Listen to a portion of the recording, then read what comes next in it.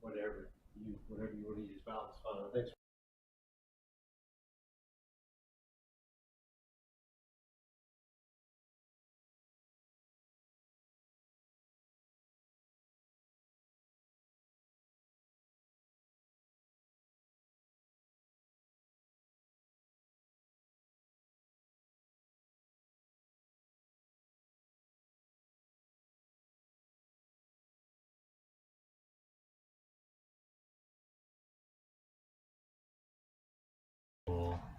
Raise your right hand. Put your left on the Bible, please. And then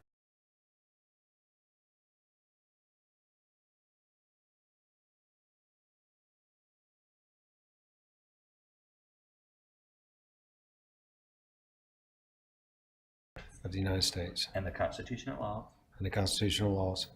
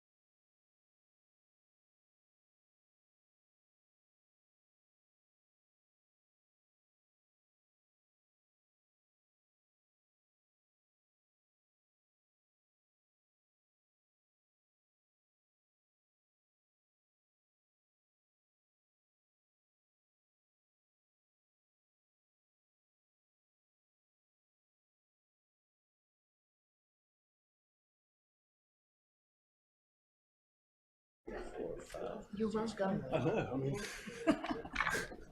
Stairs. Somewhat consistent, maybe a little light. Good afternoon. Welcome to the Apex Planning Board meeting on April 8th, and happy Solar Eclipse Day. We're going to call the meeting to order, and we're going to start with a moment of silence.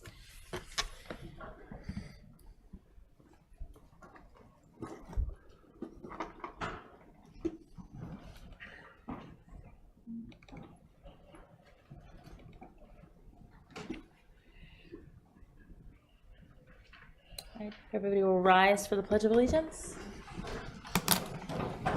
Pledge allegiance to the flag of the United States of America and to the republic for which it stands, one nation, under God, indivisible, with liberty and justice for all.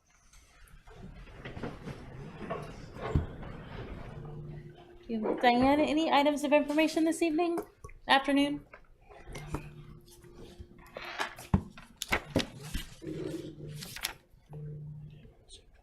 All right, yes, I have one item. So, excuse me. An online survey went live this week, and we're asking community members about their preferences for future improvements and expansion of the Go Apex local transit service. And this survey will help us prioritize routes, the number of times the bus will come by the same stop per hour, that type of thing. And so the online survey is open through May 15th. It can be found at this web link. I also have these cards. They're out on the podium if anyone wants to grab one as you leave. Pass them out. Thanks. Use the QR code to get to the survey. Hot off the presses, I just got these. Ooh, hot. Literally. Thank you.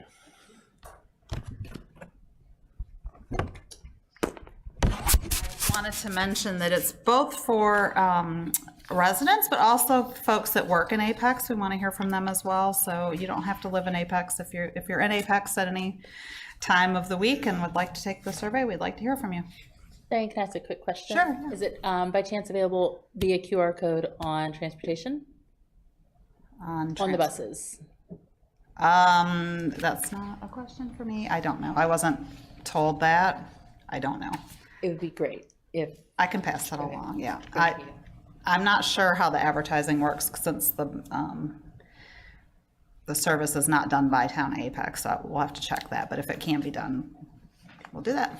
Thank you. Yep. All right, now we will move on to public comment. The purpose of public comment is to allow the public to speak on items that do not appear in the agenda under the public hearing section. Any member of the public wishing to comment on public hearing items will be called at the appropriate time later in the agenda. If you're here to speak during the public comment, please take a moment and sign in over here on the side now if you'd like. The public comment period is an opportunity for the public to express concerns or opinions, but is not intended to be a question and answer session. The public may comment on non-public hearing items, including new business that appear in the agenda. Comment from the public on new business will not be taken later in the agenda, so if you wish to speak on a new business item, now is the time to do so. If there are a large number of speakers for any particular item, the planning board may ask that a representative be selected to speak for the entire group, and those comments will be limited to 9 minutes. Otherwise, it's 3 minutes per comment. So we will open the public comment session. Anybody here to speak on public comment?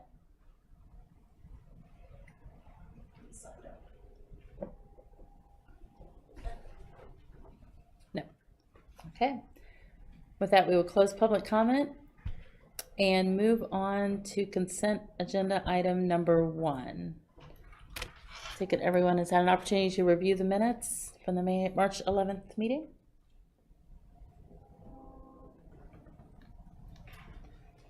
If so, may I have a motion? Sure, I'll make a motion to approve the meeting minutes from March 11th as prepared by staff. Second? I'll second. All right.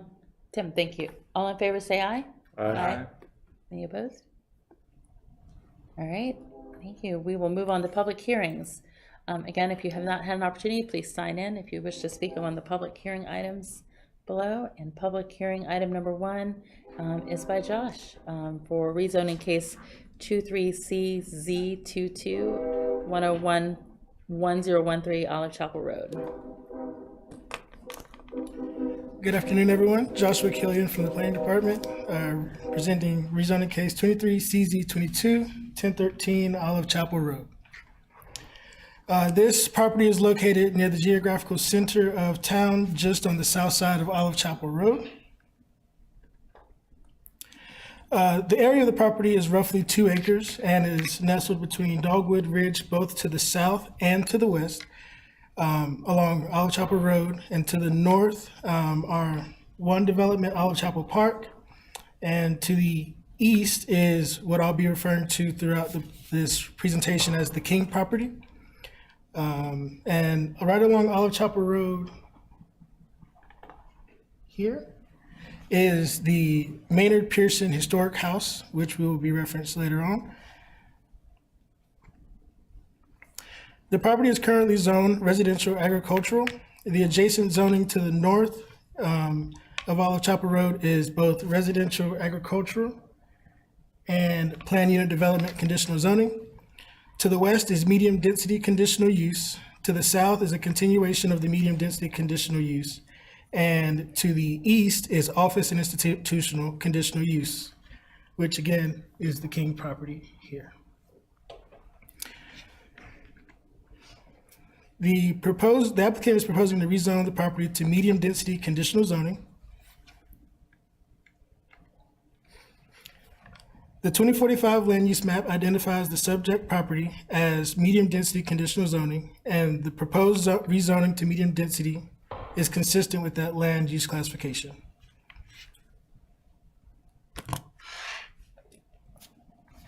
The applicant conducted 2 neighborhood meetings, the first on October 4th, 2023, and the second on January 23rd, 2024. A copy of those neighborhood reports are in your packet. Due to the limited number of homes that will be allowed on this site after this rezoning, the applicant was exempt from meeting with the Parks, Recreation, and Cultural Resources Advisory Commission. The Environmental Advisory Board heard the applicant's presentation on January the 18th of 2024. The zoning conditions suggested by the EAB are listed on page 3 of your staff report, along with the applicant's response to each condition. They have added 3 of the 4 suggested conditions. A full list of the proposed uses and zoning conditions can be found on page 2 and 3 of your staff report. Condition number 6 describes a buffer which was requested by Capital Area Preservation along the shared boundary of this property and the Maynard Pearson House. The applicant is also providing the standard single-family residential architectural zoning conditions that we regularly see. I do want to bring your attention to one inconsistency from the staff report. The analysis statement portion references revising one zoning condition and adding another zoning condition for staff's recommendation of approval.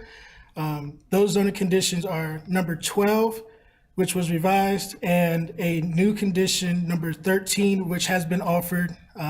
Sorry, it didn't make it onto the staff report that was sent out with the agenda. And I will read those off for you guys. So, zoning condition number 12 reads, access to Olive Chapel Road shall be provided by a single right-in, right-out intersection on the west side of the parcel, located approximately 350 to 400 feet west of Cayley Road. And zoning condition 13 reads, development of this site will include a single stub street to the property located to the east with the PIN number associated with this property.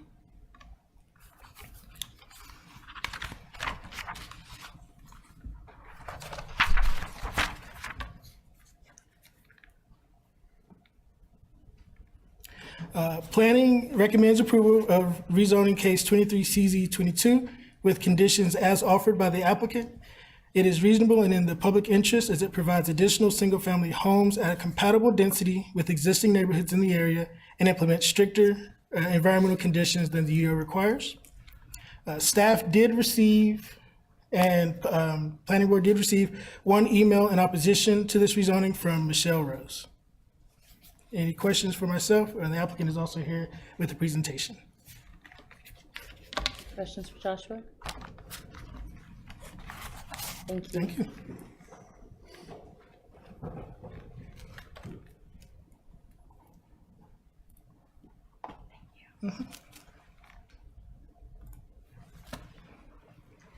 Good evening, Madam Chair, members of the board. Letitia Shapiro from Morningstar Law Group. Thank you so much for the opportunity to talk to you this evening about this rezoning case. Here with me tonight is Don Curry from Curry Engineering, and he's been doing the engineering and the design on the site. And also here are 3 of the 4 owners who are collectively the applicant in this case. Joshua did such a great job of presenting this case to you all, so I'm just going to run through and make a few points. So again, this is a 2-acre undeveloped parcel that you can see here off of Olive Chapel Road. And Saturday was such a beautiful day, and I always like, as we get closer to these meetings, to put my feet on the ground. So I just took the liberty of taking some photos for you. This was Saturday morning. And this picture right here is frontage west looking east, and then the other picture is east looking west along the frontage of the property. And then I was standing in front of the Maynard Pearson house here, west looking east. And then I also kind of approximately like where the property line is, west looking east at the Maynard Pearson house, just to give you some perspective of where the house is related to the property. And then again, the zoning, the current zoning is residential, architectural, agricultural. Proposed zoning is medium density residential conditional zoning. And then again, it is consistent with the 2045 land use, and just kind of wanted you to see how it's on the heart of Apex here, and it is consistent with the medium density residential classification. Importantly, I just kind of wanted to kind of block the conditions out, because when we first started this application, the application only had 2 zoning conditions.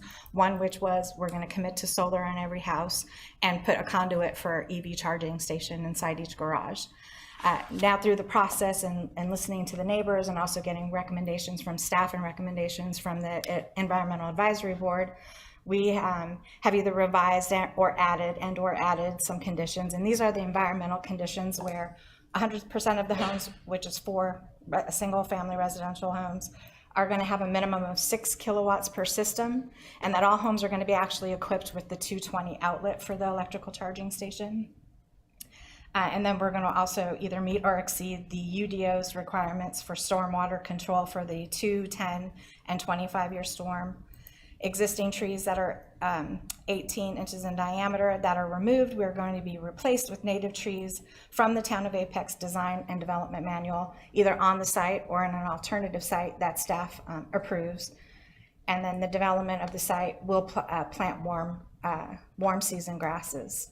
And then the one proposed zoning condition with regard to the Maynard Pearson house is, we worked with staff, and we also worked with capital preservation, area preservation. And this photo, again, is just to kind of give you an idea of where the house is with regard in relation to the property. And so we committed to either a 6-foot tall fence consisting of either wood or vinyl installed, and or plant materials such with evergreen species not less than 6 feet in height on the property line with the house. And then we had some general architectural conditions, as well as a condition that was related to the use here. And one of the visible side of number 10, the visible side of the home on the corner lot facing a public street shall contain at least 3 of these enumerated, well, not enumerated, but bulleted points, elements. And then the 3 transportation conditions with regard to access and right-of-way dedication and the connectivity to the adjoining site. And again, this case is a little bit refreshing, and I just kind of wanted to give you an idea about where it's coming from, is that we have 4 owners who were either really great friends, grew up together, or either went to college together and have now started their lives, started their families, and they'd like nothing more than to build 4 single-family homes and plant roots here in Apex. So with that, we respectfully request a recommendation for approval of this case, and we're here to answer any questions you might have. Thank you Thanks. so much. Any questions for the applicant? Yeah, I've got a couple, if you don't mind. Yes, please. Talking about the right in, right out. Do I understand it that the right in, right out barricade, for lack of better terminology, will that be a 50-foot barricade? I would have to defer to Mr. Curry on that, who's designing.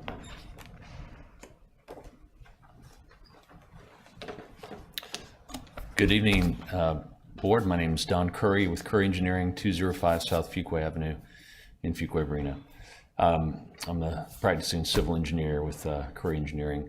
Regarding the design of the right-in, right-out, oftentimes one of the methods is to install some channelization in the center of the road to prevent right-in, right-outs. That seems to be the trend now, as opposed to pork chops at the driveway or at the road. So we haven't gotten to that level of detail yet with the design. That will take place during the construction documents, of course, but that's likely what DOT and the town of Apex would like to see, is some channelization or a concrete island in the middle to prevent those turning movements. Right, but I mean, when it says 350 to 400 feet, does that mean it'll start somewhere 350 to 400 feet, or? No, sir. I believe what the transportation engineer or the staff in transportation was referring to is the distance from the next downstream intersection. Right. The channelization or the island really doesn't need to be any longer than just the area in front of the connection to the road. So it doesn't even need to extend across the entire property frontage. It really just needs to be at that driveway location to prevent left turns in and out. So no, that dimension is just referring to the general proximity or the distance from the next nearest intersection to this parcel. Okay. So it won't challenge the driveways to the King property or the Maynard Pearson property, correct? It will not. Okay. What about the people across the street? Well, depending on where their driveway is and where this channelization is, our desire would be that it would not affect them at all. It would be nice if the condition actually had flexibility on exactly where that right-in, right-out is. The property is not very wide. It's a deeper property than it is wide, of course, so there's not a whole lot of options on where that connection can go. We're just going to have to work with staff on what makes sense geometrically in order to get that driveway where it needs to be and minimize or eliminate any impact to the neighbors. So my hope and desire is that it will not impact the folks across the street either. Okay. And second, probably for, I'm not sure who, is the driveway set to go as it's shown on page 39 on the eastern part, or is it set as drawn? Because there was some discussion with one of the neighbors that might flop and the driveway go on the west side. Well, full transparency, our sketches have always shown it on the east side. The language in this condition, which was proposed by staff, kind of surprised me a little bit. To be honest with you, I didn't realize that the condition said on the west side. That's different from all the sketches that we've been doing and sharing with staff. So I would need to talk with staff about that to see why their condition says the west side. I don't think that should be. I don't think that's necessary for it to be that specific. We do agree to a right in, right out. The property is only so wide, and I think we just need to work with staff as far as what makes sense to access to the Olive Chapel Road. Thank you. You're welcome. I have some questions, Mr. Curry. Because you brought up the sketch on page 39, and I know it's just a sketch and there's nothing binding for the rezoning purposes, but looking at the narrow geometry of the site, that would be public right-of-way cul-de-sac, correct? That's correct. I see that there would be a buffer on the east side as shown on this, but we've seen a few cases where that buffer would act as a spite strip, and it looks like the narrow lot to the east of the public right-of-way could benefit from having direct frontage on this right-of-way versus having another connection out to Olive Chapel. So I was wondering if there was an ability that we could put the right-of-way line on the common property line, and maybe that's a staff level question, but it was just something I observed that I would be like, that could turn into an issue down the road if they were to develop the eastern property, the King property, I guess. That was one question, if there's been consideration on that. And then the other one is, I just looked quickly at the GIS topography and recognized that you're pretty much developed fully in quarter acre lots. There's not a lot of stormwater infrastructure on the south, and I believe some of the neighbors had been vocal about flooding concerns. Do you think the 25-year storm is satisfactory to address that concern, or what is your evaluation professionally on that condition? To address your first question, our intent would be that the right-of-way would abut that property, so there'd be no spite strip there at all. And we also work with staff on making a connection to the east at the end of the cul-de-sac, so there would be connectivity and cross-access through the public right-of-way from that eastern property if and when it gets developed down the road. So yes, that was the intent with that. Regarding the stormwater, this is not a super intense development in terms of impervious. We're looking at 4 lots. The lots are not large. And I do feel like the 25-year is above and beyond the standard requirement. And we have the ability and the room to provide adequate stormwater management from a pre and post standpoint, as well as a nutrient reduction standpoint at the low end of the property next to that cul-de-sac. And I do feel like that is adequate. I think it will do a good job of mitigating the runoff with no impact to the downstream neighbors. Yeah. Thank you. Any additional questions for the applicant? I just wanted, it's their clarification on whether the road has to be on the west side, because if we're asking for the in, right out on the west side, but also a stub to the east property, it seems counterintuitive. Yes, so the road itself would be along the western side of the property, but then after maybe all the homes, maybe between 2 homes, it would turn to connect to the property to the east. So just to clarify, the zoning condition requested by staff was that the street be 350 to 400 feet from Cayley. And I just measured from the center line of the intersection of Cayley Road to the west, 350 hits the middle of the property.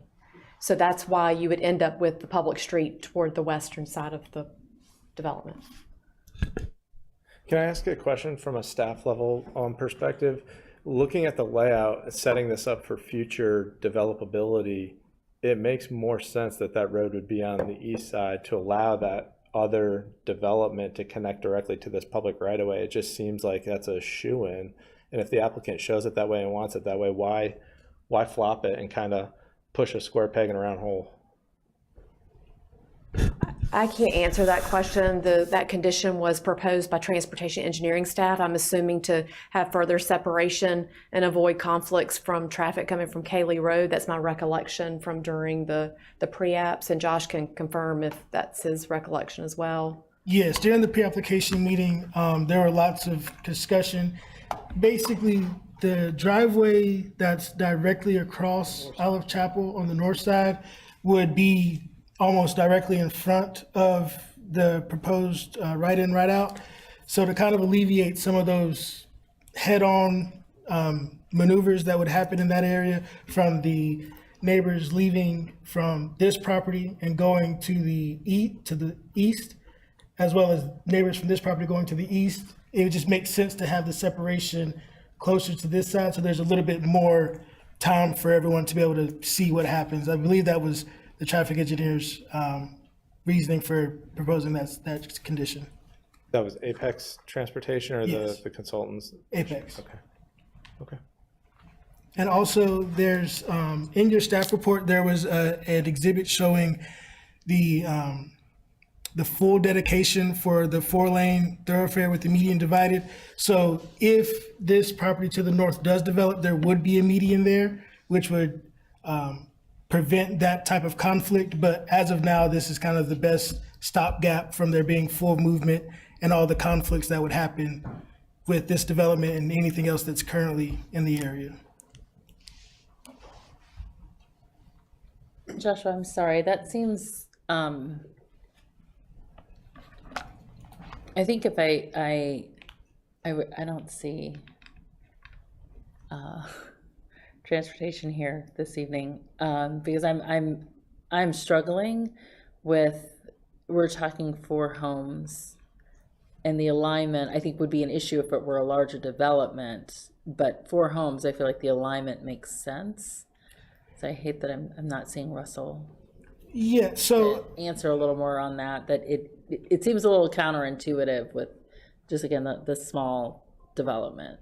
So some of the concern that may arise in the future is if the King property develops, if DOT does not allow for a movement from these 2 properties that's adequate, then this gives them another exit, but it would be right in, right out. And hopefully, because of the geometry of the King property, you could have a direct T intersection at Cayley from any development that may happen there. So the zoning condition for the stub to the east, which would presumably be at the southern end of this property, kind of helps to alleviate some of that issue here and gives us a little bit better circulation with the idea that there would be a median there at some point. Okay, thank you, that makes more sense, thank you.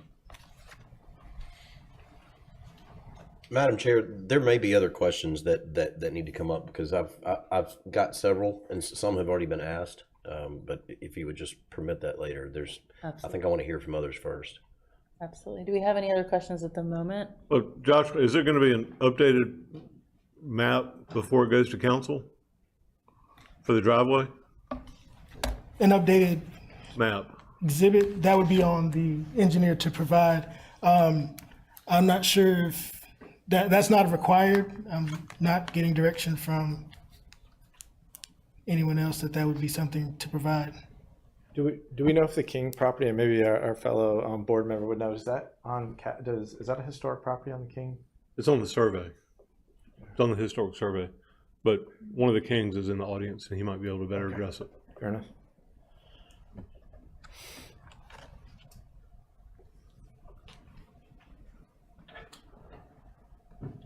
All right, if we don't have any additional questions for the moment, I will open up the public hearing. Anyone wishing to speak in the public hearing portion, please, if you have not done so, sign up here. And do we have anybody signed up at the moment, Jerry? No. Okay. All right, with that, I will close the public hearing. Oh. I know.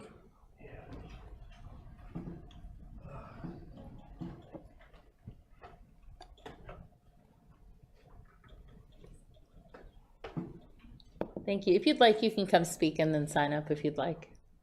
Speak first? Yes, if you'd like. Hello, everybody. My name is Charles King, and I'm the King they're talking about in the pictures there.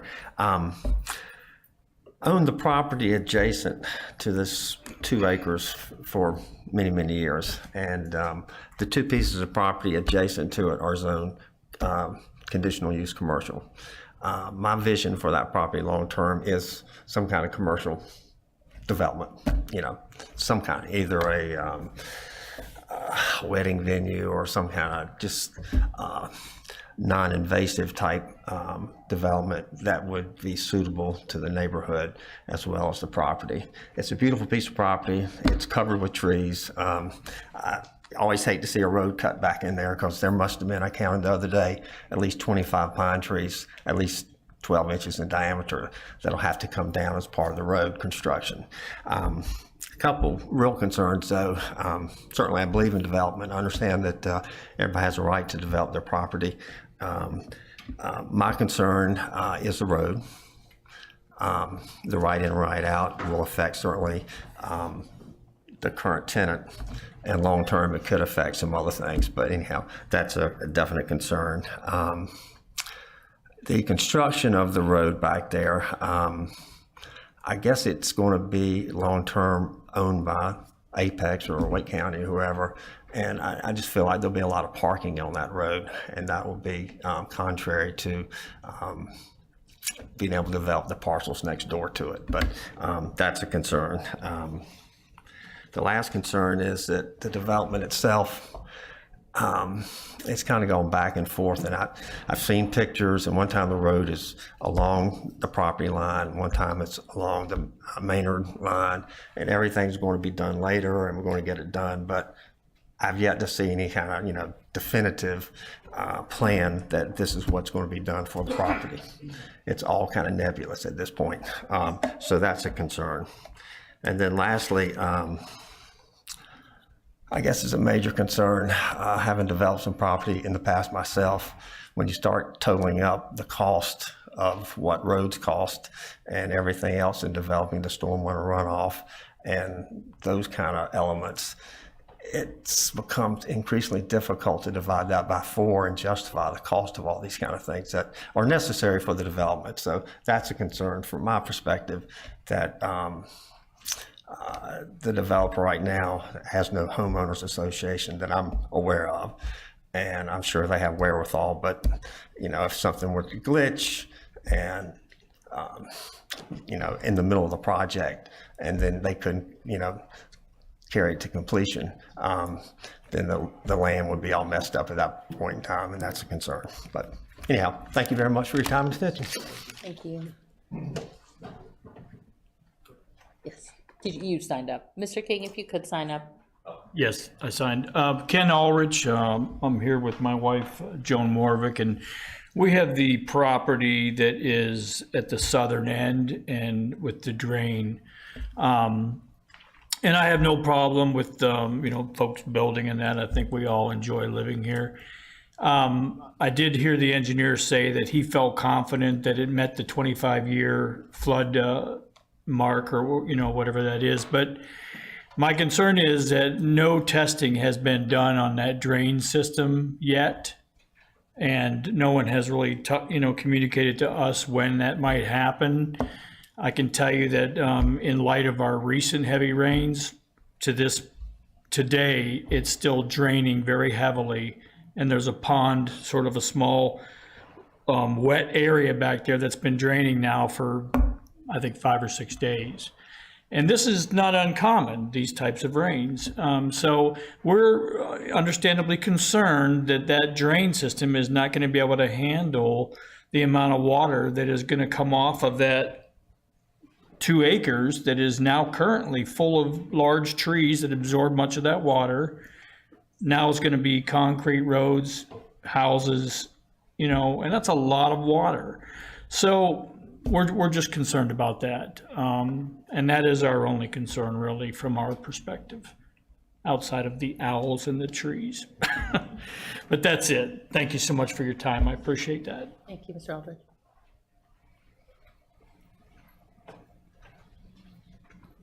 Good afternoon. My name's Joe Hucks. I'm at 1100 Rosabella, which is the house that's to the left of Ken's. I'm just going to kind of echo some of the same things. It's a tremendous amount of water that comes off that land.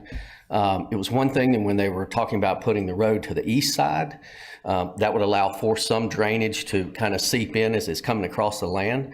But if they change that and go to the west side, that land, the topography of that land falls to the left. So that's going to put a direct line of that water coming even more directly down towards Ken's land and my backyard exactly. So as that land falls, it falls right into that bottom south corner. So there, like he says, that drain constantly runs days after we get any kind of rain. But if you have a sizable amount where you get a couple inches, that thing can run for over a week. So with that changing of the road, that's really going to be causing an issue there. Secondly, there is a tremendous amount of traffic that now from all the development lower on Olive Chapel that is coming up that road. And it's a 45-mile-an-hour zone that slows to a 35, but you have people that travel that road in excess of 55 miles an hour. Now, if you're talking about a right in and right out, that causes a problem when the residents are going to go into their subdivision. They can't make a left into there. So that means they have to go through a neighborhood, go around through Capitata, and then come out in our neighborhood to go up to be able to make a right into that neighborhood. So I know it's not a lot of people, but if you take each one of those houses, you multiply 2 to 3 cars. Now that's happening 2 to 3 times a day that you're adding excess traffic to the roads that are in that neighborhood and our neighborhood in Rosabella. So it's causing quite a conflict in the matter of what's going to be required as far as maintenance wise, and the fact that the neighbor across the street, when he's trying to come out of his neighborhood, if they put that section of concrete there, that could possibly stop him from being able to get out of his driveway and make a turn. He'll have to go right and gonna go down and come through a neighborhood or go down to Kelly Road or whatever. So it's causing a bit of conflict in that area also. Thank you. So thank you for your time. Did you have a chance to sign Yes, up? ma'am. Thank you.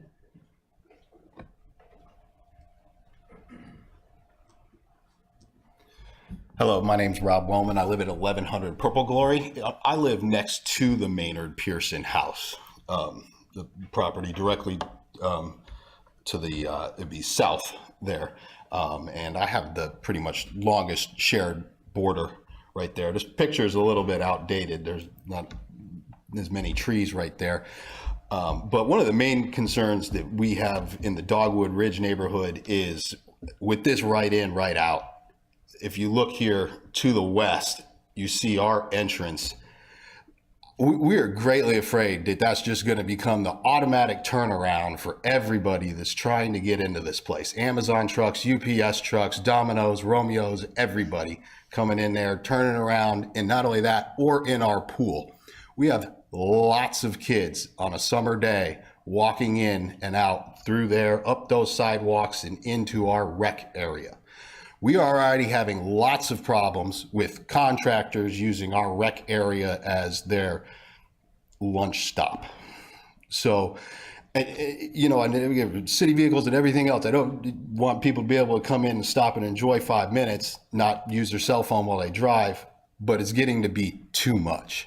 And I do want to echo the sentiments on the 45-mile-an-hour speed limit. I mean, it's got to be dropped, whether you live in Pearson Farms, Dogwood Ridge, anywhere up there. We cannot get in and out of there. That's sort of a separate issue. But we have great concerns about the turning around from the right in, right out there. Thank you. Thank you. Just a moment. Any additional neighbors want to speak? All right. I saw the applicant rise for additional question or comments.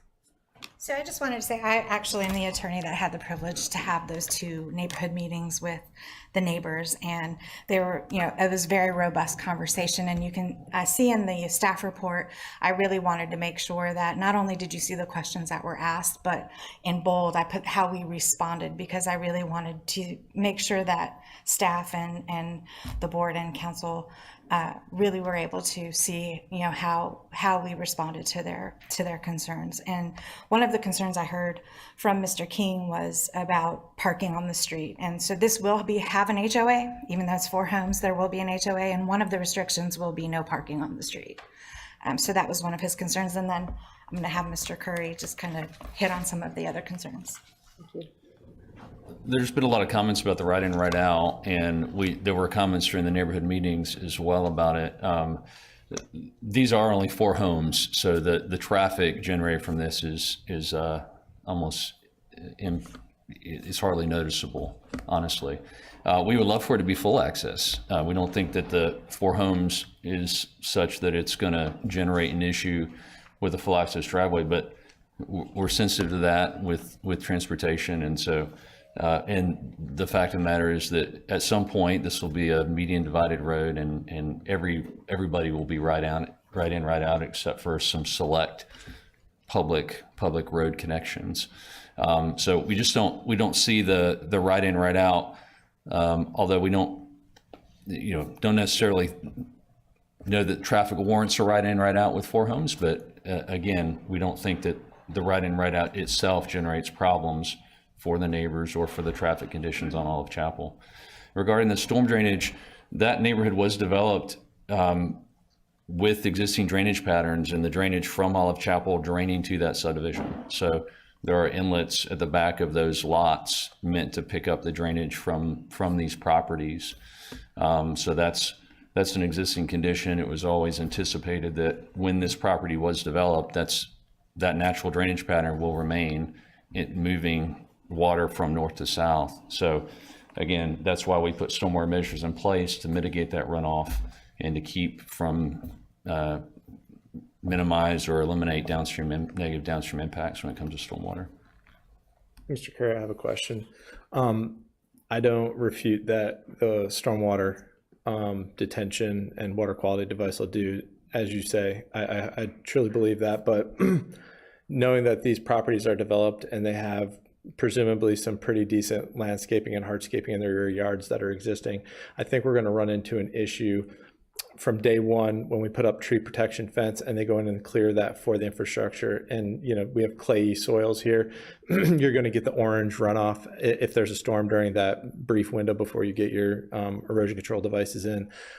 Would the applicant be willing to potentially do a little bit more belts and suspenders in this case, because we have existing infrastructure developed downstream, to do maybe like double silt fence and polyacrylamides or something to reduce the turbidity in the runoff that would come from that brief period when we clear it to put your erosion control device in?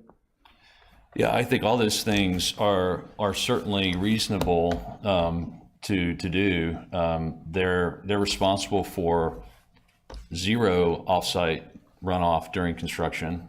So that's a requirement that they're going to have to meet. And those devices that you mentioned, often double silt fence is something that we incorporate oftentimes when it's a sensitive area. So there would be no objection from me at all on doing something like that on the south end. Yeah, it's a fine idea. Because we have somebody in the audience that's usually not here, Robert, is that a fair ask, do you believe? Yeah, please. Thank you. Sorry. Robert Patterson, senior stormwater engineer with the town of Apex. Yeah, I mean, I think that's reasonable, doing double silt fence until the sediment basin is constructed and operational. I just concerned, given what we're hearing with runoff, and I think there's a high likelihood that they're going to get a little bit more potential for sediment, and we can address that quickly up front.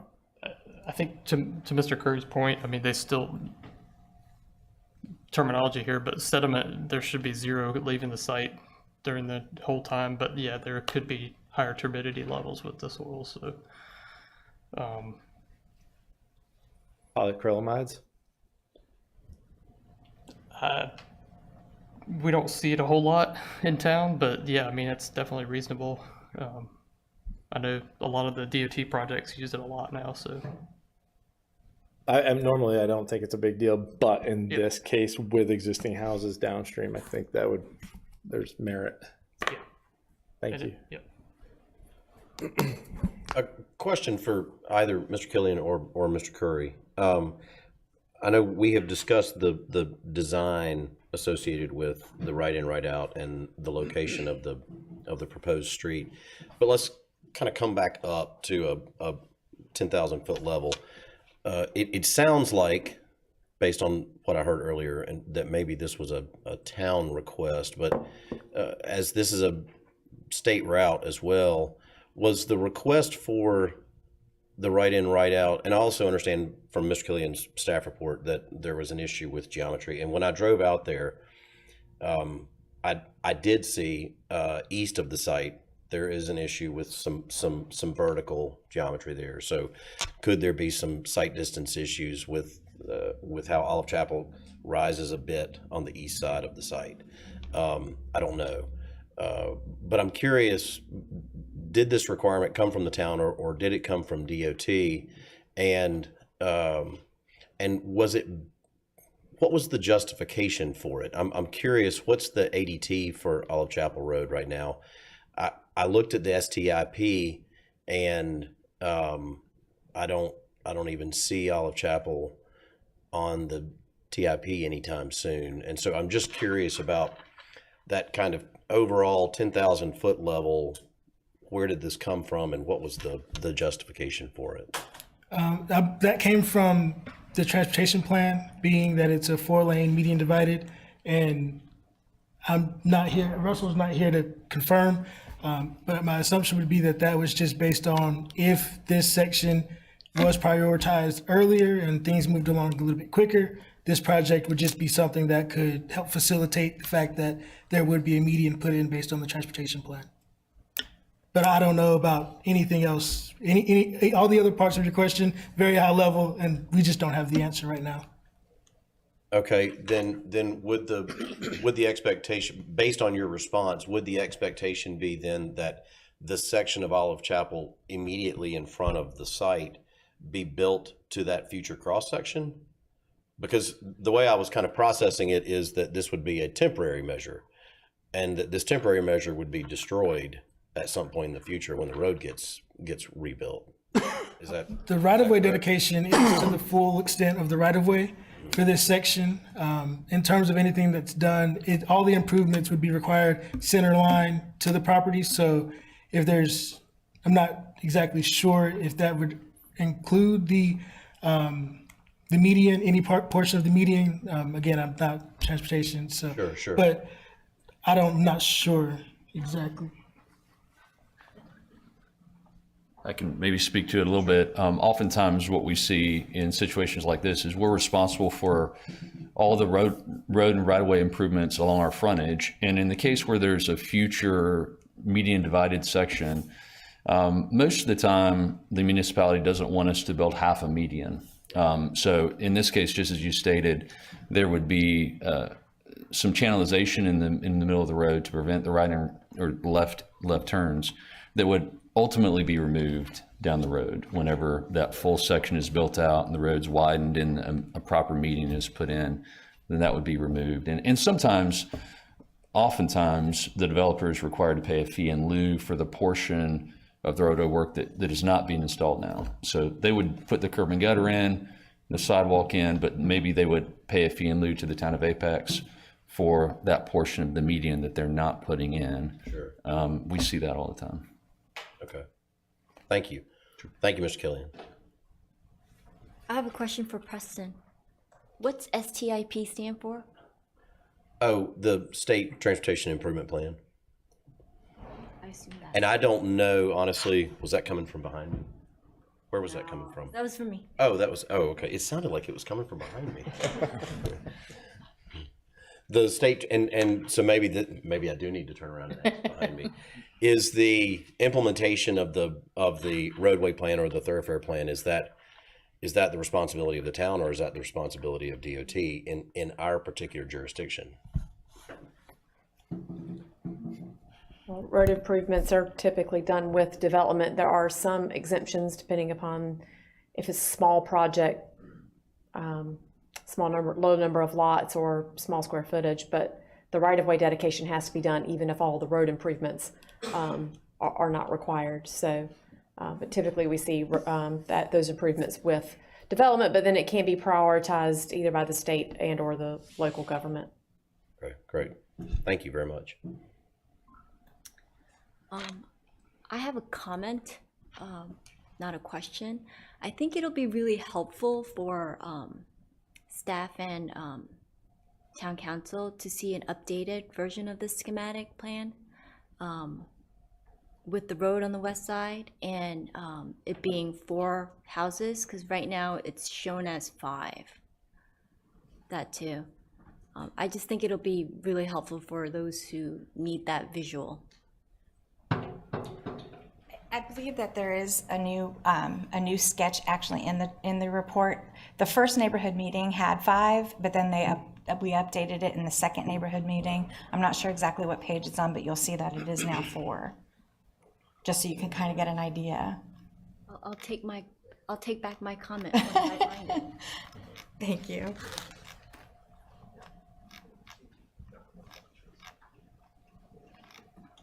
On the east. Page 66. 66. Okay, thank you. I take back my comment. Do we have any additional questions or comments? Question to the applicant. Can you speak more on the Dogwood Ridge, the stormwater areas now that they have? It sounds like you were speaking about behind the lots, some sort of drainage solutions that are there currently. What is it? Do you know what it was designed for? You know, if we added in, have there been any type of calculations of, was this only for the Dogwood Ridge subdivision, or was this taking in consideration the impacts of future development on the adjoining property? Is that going to overload that system, or, because it sounds like right now it's not really doing a good job? Well, I think what some of the neighbors have said is there's some standing water on the property that's slowly draining over time, and that condition would change once the property is developed, of course. But there are inlets at the back of that, or the north end of that subdivision, which would be the south end of this property, that were installed in order to receive that runoff, really just to prevent the runoff from these properties getting into the backyards of those neighbors south of us. So that drainage has always been coming in that direction. And the developer, when they designed that subdivision, knew that, and so they put inlets up there to pick that drainage up. So our drainage would simply drain to that same area. We wouldn't be mitigating the runoff because we're putting stormwater management on the property as part of the development. So that the idea there is that we're bringing our post-development runoff rates to pre-development levels. Usually those are pipe systems are designed for 10-year storms. We're reducing the pre-development rate from a post-development rate for the 2, 10, and 25-year storms. So the idea would be that existing system could handle what we're putting into it from a 10-year design storm standpoint, because we're reducing our post-development runoff to pre-development levels. If that makes sense. Yes. So we're holding it, slowly releasing it over time to pre-development runoff rates. Okay. Another question also with the right in, right out. It was discussed that possibly there could be a fee in lieu and have full access, possibly. The fee in lieu that I was referring to was for the ultimate section. Typically, a developer would pay for the entire roadway widening on their side, the property that is, and including whatever device is required in the center of the road. But in this case, that would mean installing half of a median, which Apex doesn't want, understandably. So there'd be a fee in lieu for that portion of half the median. The device that would need to be in temporarily to prevent left turns would simply be demolished at some point down the road. So there would likely be a fee in lieu. We would work with transportation staff on that, but there'd likely be a fee in lieu for part of the median that would just go to the town. Okay, and if you could have the full access movement, would that change where you would place the road within the subdivision? Not necessarily. The full access, I don't think, would necessarily change the location. We would have to work with the town on that as far as where that goes. It would eliminate the need for the channelization piece. The developer would likely still pay that fee in lieu for the median part that they're not installing. So that wouldn't change. The town would still get their fee in lieu payment. We would just have to work with staff on exactly where that driveway would go if it was not restricted for it to make sense. There's really only two options. And again, our sketch, a couple people have mentioned updating the sketch to be consistent with transportation's comment. So, and I agree that would be helpful. The reason that we have it the way we do right now is to, again, provide that buffer to the historic property on the west side. So we have the road on the east side. Again, I think I need to have a conversation with transportation about that. But there was a reason for it, for the layout. Yeah. Okay, thank you. Mr. Kern. Public hearing is closed, but if you can make your way up here very quickly and make it very short. Yes, I will. Thank you so much. And sign up when you're done. Yeah, I signed the first time. You want Okay. another one? No, sorry. Thank you. I just have a comment to make that the drainage system that the engineer was speaking of, our property is on the left southern corner, southwestern corner. That is the first drain in a chain of them that works slowly to the west. Okay, so that means that the eastern side of that property does not have a drainage system. Everything comes down to that corner on ours. We had one time had called Apex engineers and asked them about the water standing back there because we were concerned about that. They indicated to us that that was due to a water table that when it rains comes to the surface. So that tells me that that's maybe a little bit bigger issue. And that's just a comment I want to make. Thank you so much for your time. You're welcome. Thank you. So if there aren't, I will pause and see if there are additional questions, but also want to consider if we want to bring this back for discussion. If there aren't additional questions.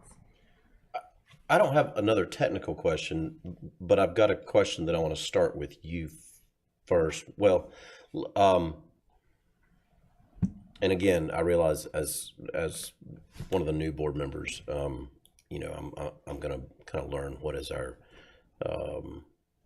normal kind of mode of operation and how we handle cases. And I'm curious, what is the timeline of the applicant in terms of, you know, need to get started? And the reason why I'm asking is because there was a tremendous amount of conversation this afternoon about traffic, and I very much appreciate Mr. Killian's responses, and, you know, as the case manager who's managing this case through the process. But there's a condition being applied by traffic, and traffic's not here to address it. And I understand that there may be a desire to apply a future roadway improvement based on the thoroughfare plan, but if there's not an immediate or actual threat or danger due to the geometry of the road, then I'm struggling with that condition. You know, let's look at this. If this was a curve and you know, we had an ingress egress point in a curve and there's a real true danger to people coming in and out of the site, I think that's one thing. I do realize that there's some vertical geometry east of the site. I don't know if that's part of what drove this.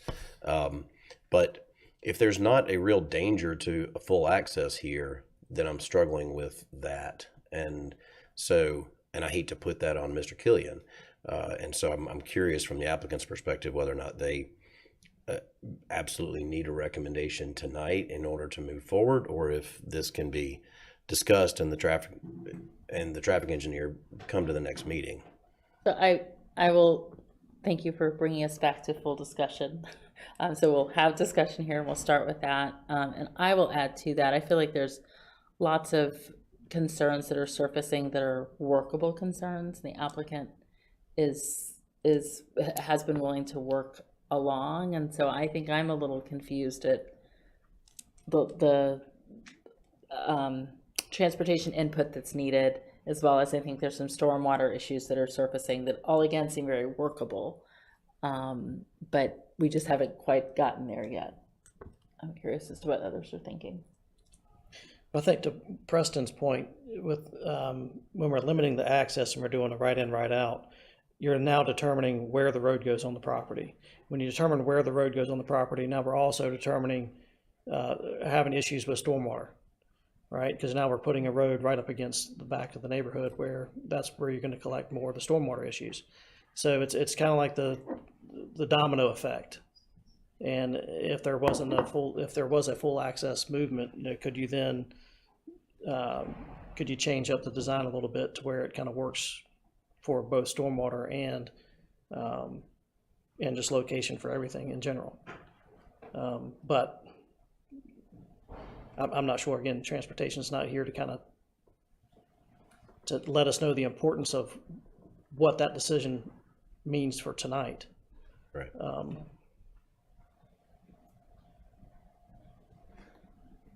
I echo what y'all are saying. We're not supposed to be voting based on a layout. I mean, that's administrative. We're just going based on the zoning, and it fits the future land use plan. I don't object to 4 houses, but the details about that transportation comment, this is lending to a situation where I do see a layout, and personally, I believe that the applicant's layout where the driveway is on the east makes more sense from the surrounding characters of the adjacent low density or medium density neighborhood, future developability of Mr. King's land. It makes sense the way the applicant has it crafted, so that the zoning condition without having the transportation group here, I do agree. Like I see merit in hearing what they have to say. And I'm glad you said what you said about our role and our responsibility. I think where I'm particularly hung up is that since this is being processed as conditional zoning, and I'm also learning that the bulk of our rezonings are conditional, and so this condition's being applied even without the plan. I do think that we have the ability to have that conversation and ask that question of the individual that's making the ask. I do respect your point about asking the applicant about a potential delay, though, because in these small developments, time is money, and I know we don't vote on the applicant's hardship, but that's a real concern for housing affordability these days.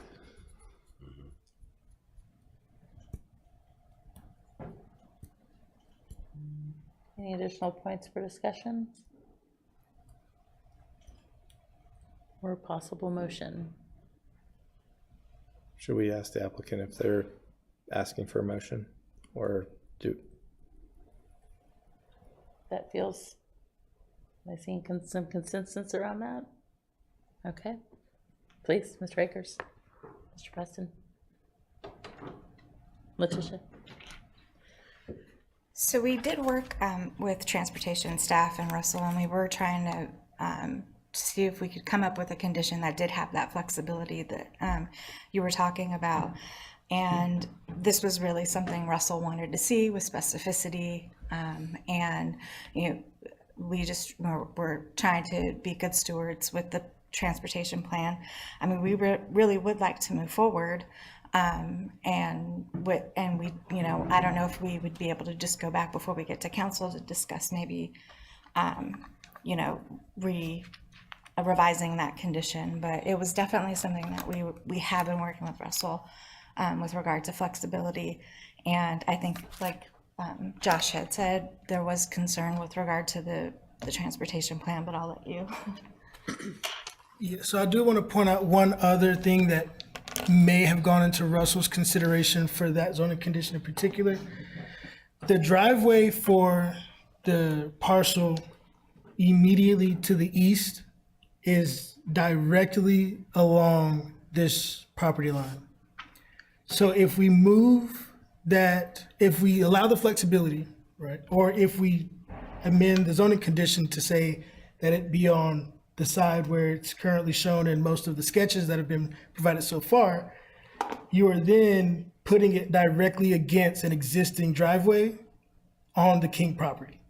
So I'm not sure if that was part of Russell's overall perspective of this, but not having any separation from those two driveways, and then also knowing that this would have a median sometime in the future based on the transportation plan. It just seems as though Russell's ask for the driveway for this property to be located on the western side of the property just makes sense in case DOT does allow for the future driveway of the King Properties development to be directly against this property line. Because this could still be just a driveway and not a full public street. Does that make sense to everyone?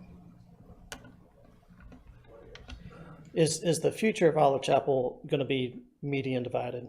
Yes, 4-lane, median divided. Always. So I'm just wondering also, how does that affect the King property if now we put the road further to the east? Okay, now if we're looking at potential for Mr. King wanting to develop this property into some sort of other commercial property, how does that affect his property? Not just being a stub, but now being, will that help or hurt?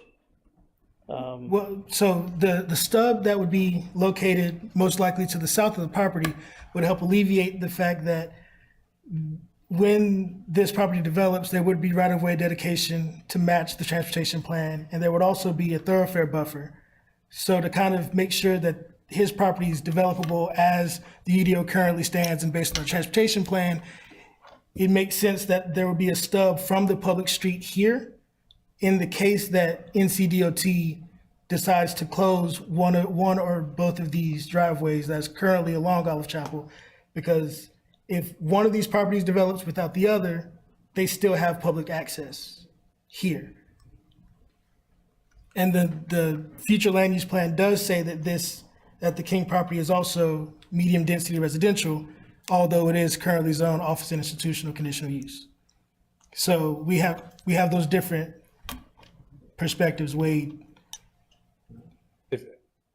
If I was a neighbor and I saw the two exhibits, which we have in our staff report, showing a buffer between my rear yard and the new 4 units, and then I was being told all of a sudden I have a road behind my house, and then there's a buffer between the King property and the rear yards there. I mean, it's basically eliminating the potential that the King property could stub into that because there's no road right away except on the south side. But right now you have on the east side, it's an entire right of way. It has so much flexibility if he wants to do commercial or whatever use. I just think that there's a lot of confusion around this access point. But if the applicant feels comfortable, I mean, it's their call. A question for staff, and again, realizing that the preliminary plat that was provided in the neighborhood meeting documents, would the roadway design, is the smallest roadway design that of a 50-foot local road, or are there smaller lanes or courts? Yes, it'd be 50-foot back-to-back right away. Okay. But there's no smaller right of way other than that, that's No, like a sir. lane or a court or a, okay, thank you.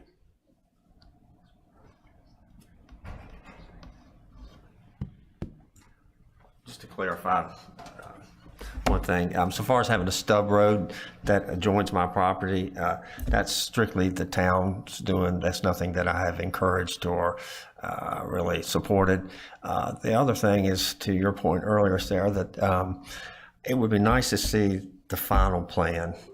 It's been a moving ball, it seems like. Is the road going to be adjacent to the current driveway or over to the Maynard Pierce house? Everything can be done, is going to be done, but it's hard to tell without seeing some kind of definite plan. And that I would encourage you to get, that done first, and then we can, resolve these other issues. Thank you. Can I ask a question of staff? Procedurally, when you go through a master subdivision, which I think this is under the lot count, so would this be a major site plan or is this a master subdivision? It's just master subdivision. So this plan. would have a neighborhood meeting requirement prior to that getting approved?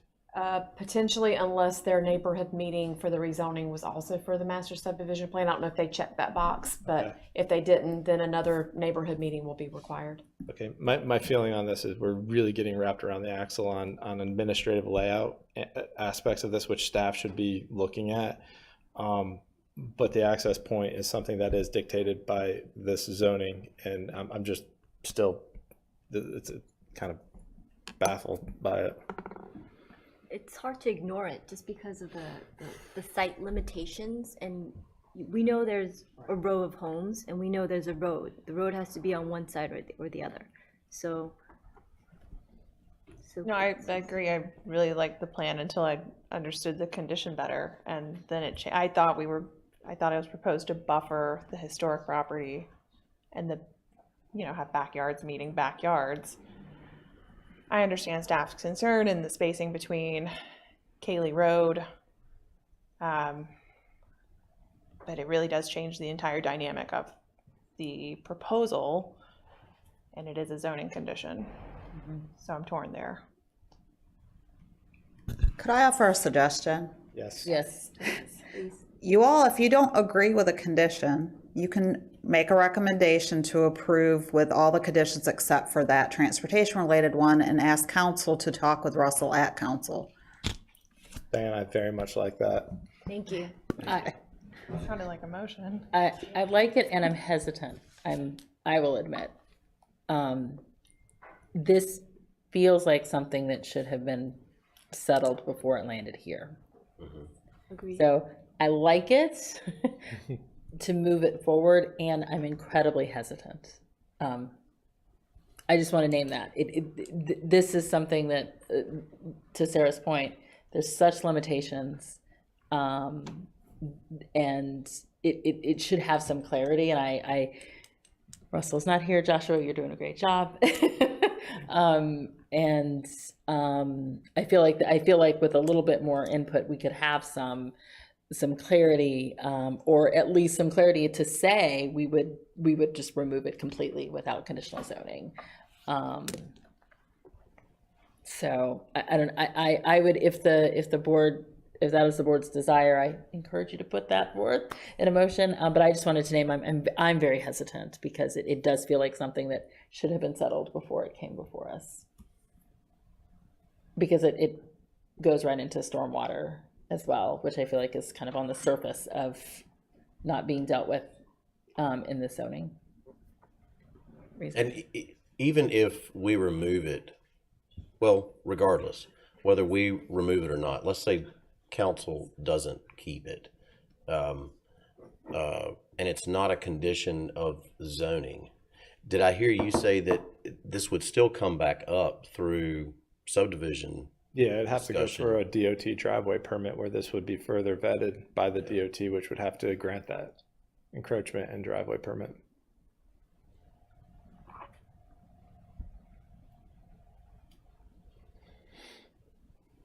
But I would hate to see it not move forward. You know what I'm saying?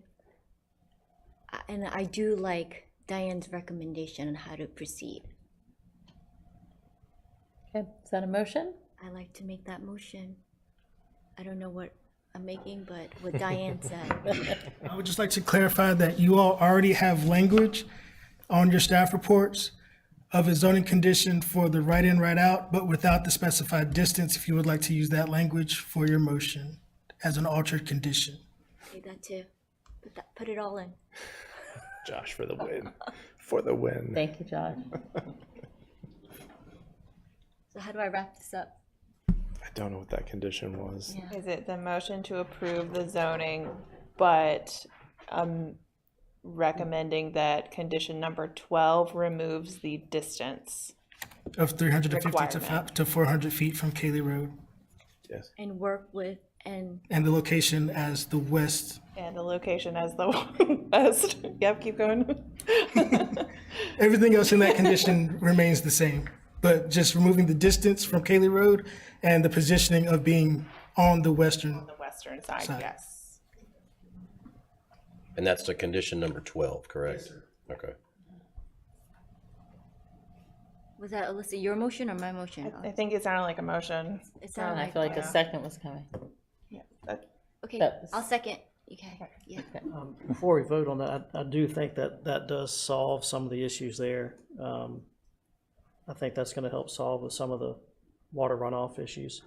I know it might not necessarily be what the town is wanting right now, and I guess we'll have to find out more about how DOT is also going to look at this, with the permits. But I do feel like we do get wrapped up sometimes in the details, which the details do matter. On this one being that as a condition of the rezoning, it has to be discussed. So I think we're trending in the right direction on this one. So for the point of clarification, Madam Chair, is it that to recommend approval with all conditions except number 12 Yes. is revised again to simply say access to Olive Chapel Road shall be provided by a single right-in, right-out intersection, period. Is that correct? Yes. Yes. Diane, did you get that? Yes, we have that, thank you. All right. All in favor, say aye. Aye. Any opposed? Okay. That, Can I make a motion? zoning case, thank Take a you. break? Need a break? All right, can I get a motion for Motion break? for a break, 5-minute break? 5 minute? All right. Second. Thank you. All in favor, say aye. Aye. Thank you.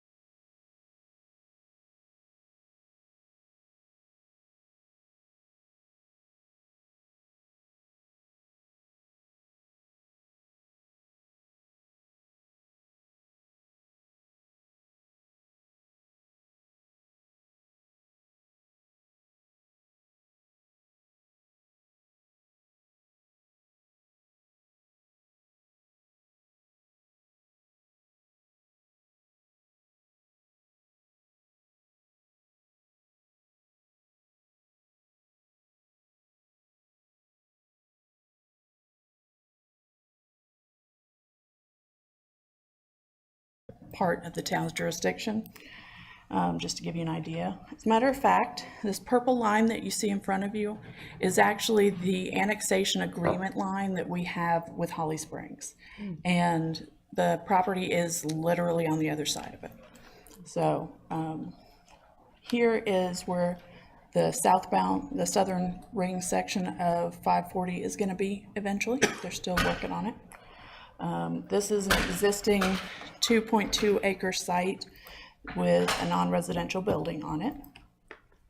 The property is currently zoned residential agriculture, or I'm sorry, rural residential. The applicants are requesting that it be rezoned to planned commercial conditional zoning. That is consistent with the 2045 land use map. As you see, it's got those 3 colored stripes in it. The red one is the one that allows for commercial services. The yellow is medium density and the blue is office employment. So just to give you a little background first, the applicant's father, Billy Hinton, constructed a non-residential building, the existing non-residential building on this site in 1975, and operated a bar and event venue there for several decades. During Apex's 2007 extraterritorial jurisdiction expansion, so basically when Wake County said, hey, you guys can have some more ETJ, neither Wake County staff nor the property owner were able to give Apex staff any zoning approvals for that business, any records of any zoning approvals. Because of the absence of those approvals, the parcel was zoned RR when it was brought into the town's ETJ. This was the default zoning district for any property that couldn't demonstrate any of those approvals or that we didn't have any other records for. The use at that time was deemed what we call a legal non-conforming use. So basically it was legal, it just didn't conform to any of our plans or zoning districts. Make sense? It's a very strange phrasing. And as such, it was permitted to continue operation. In the late 2000s, the site was rented out as a church, and because it changed use, that legal non-conforming status was lost as well. According to the UDO, if a non-conforming use is discontinued or abandoned for a period of more than 6 consecutive months, then that use may not be reestablished or resumed. So the applicants currently rent the building out as an assembly hall for profit, which is not actually compliant with the current rural residential rezoning. Because of that, they're requesting to rezone the property to the planned commercial conditional zoning in order to bring the zoning into compliance for that use and to obtain an ABC permit for beer and wine at events. If approved, the conditions that I'll review with you will result in minimal required improvements to the existing site, which will allow the local small business to legally continue as a social hub in this historically underserved and African American community. The applicants have held the 2 neighborhood meetings that they were required to do. Those neighborhood meeting reports are in your staff report. And then, as I already stated, this is consistent with the 2045 land use map. So because these conditions are a little unusual compared to what you normally see, I'm actually going to go through them. I'm not going to read them word for word, but I do have them word for word on slides for you, just to make it easier to get through.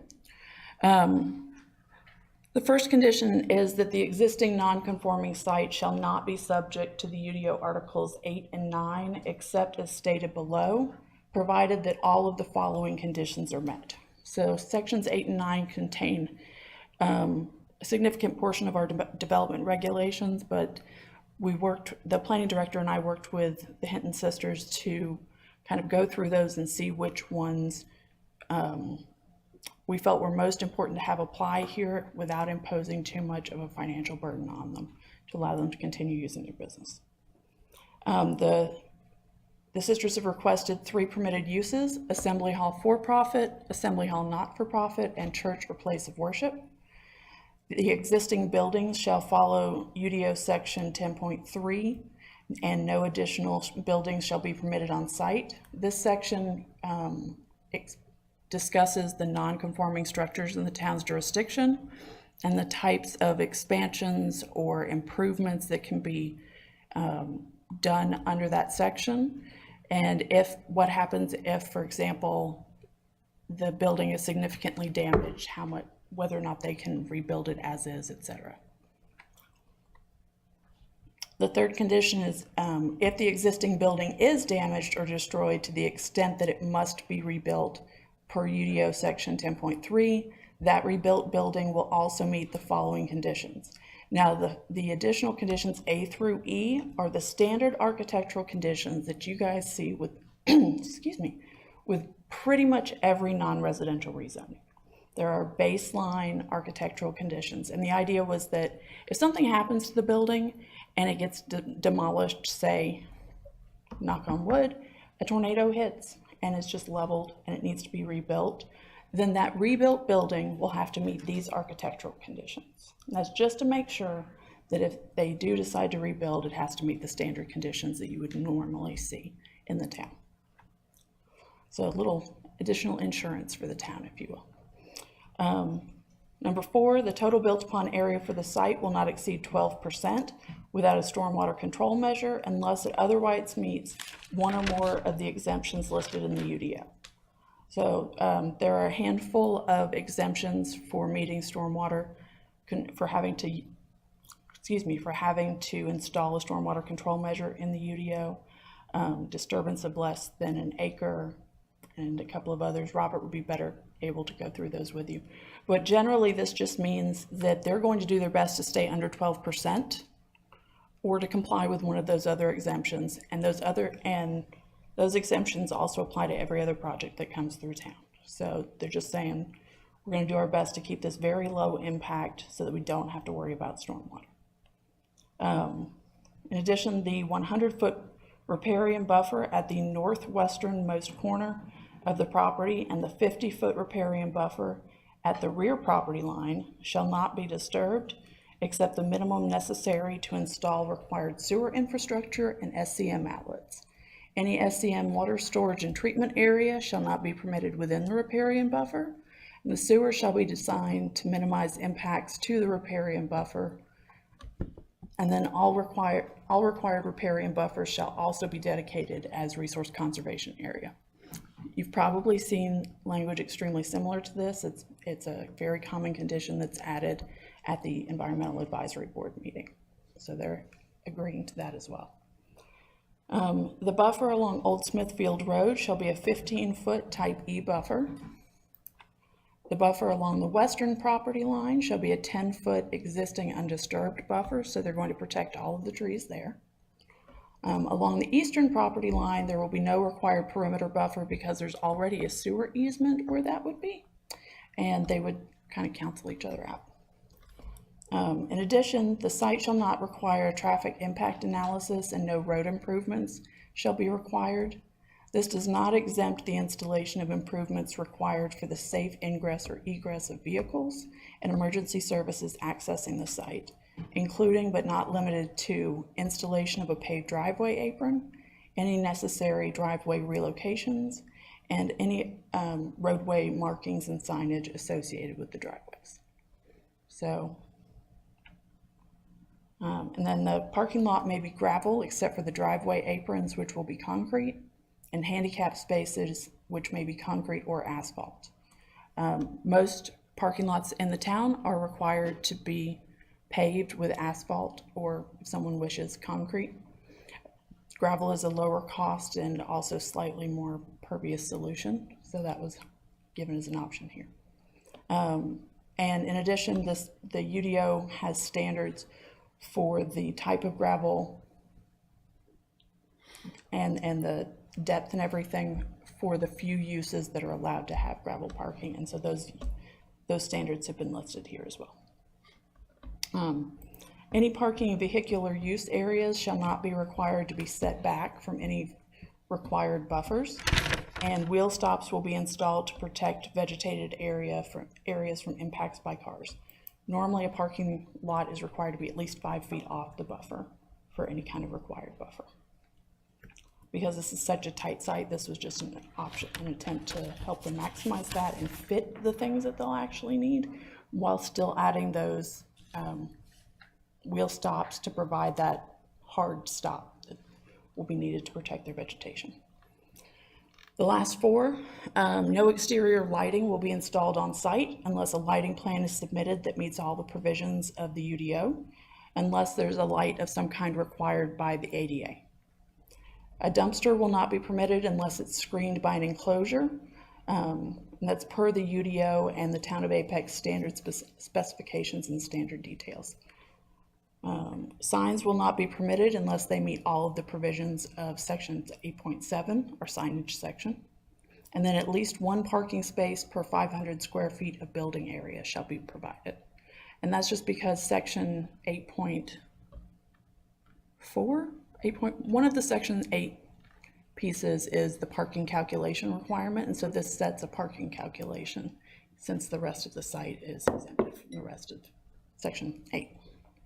So the applicant went to the February 15th EAB meeting, and the EAB recommended the conditions listed in the zoning and had no additional suggestions.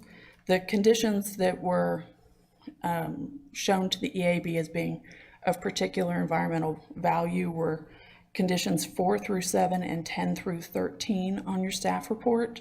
I have them unfortunately numbered incorrectly under the EAB section. I went back to the earlier numbering.